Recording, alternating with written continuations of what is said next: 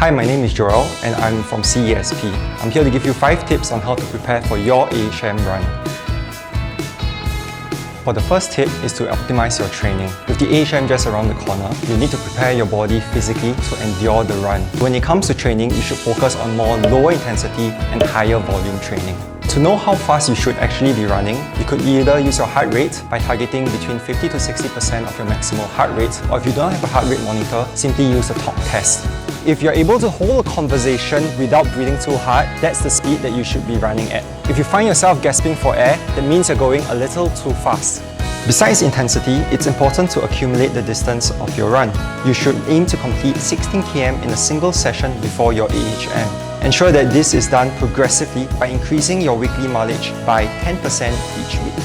For your second tip, besides running, you can add other cross-training modalities. Things like cycling and swimming can be added to replace some of your runs to also build your fitness without you having to run too much. The third tip would be to add strength training into your program. This is important because you need strong muscles in order to tolerate the high impact forces that comes about during your runs itself. Some exercises that you can do include squats and lunges. Focus on increasing the repetitions and sets of training with light loads or even just using your body weight.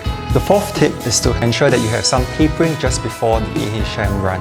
What this means is by reducing your total training volume by about 30 to 40% each week so that it allows your body to recover well so that when you start the race, you feel a little fresher and ready to run on the day itself.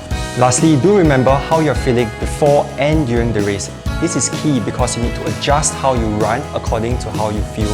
So aside from your physical training program, it's also important to make sure that your recovery is good as well. Some of the things that you need to take note for your recovery includes sleep, your program design, and last of all, active recovery. For sleep, it's important that you get at least 7 hours of sleep every day. This becomes even more crucial for days with heavier training. To make sure that you have a good night's sleep, here are some points you should take note of. The first, have a regular nighttime routine. Find some relaxing activities like reading a book before heading to bed. The routine helps signals your body to prepare it for sleep. Secondly, reduce any noise and bright lights in your room an hour before you sleep. This allows your body to wind down and sleep quicker. Also avoid consuming any caffeine and alcohol 4 to 6 hours before your bedtime, as this can disrupt your ability to fall asleep. Lastly, avoid drinking water in the hour before your sleep time to avoid waking up in the middle of the night to use the toilet. For the second point you need to take note of is the training design.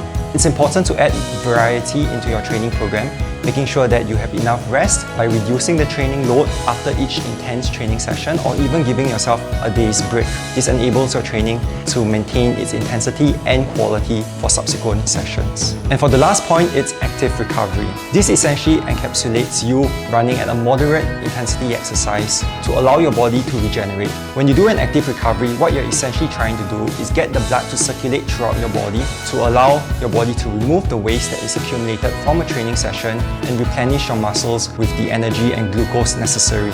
So with these tips, we hope that you'll be able to better optimize your training and prepare for your AHM run. With that, train hard and stay safe.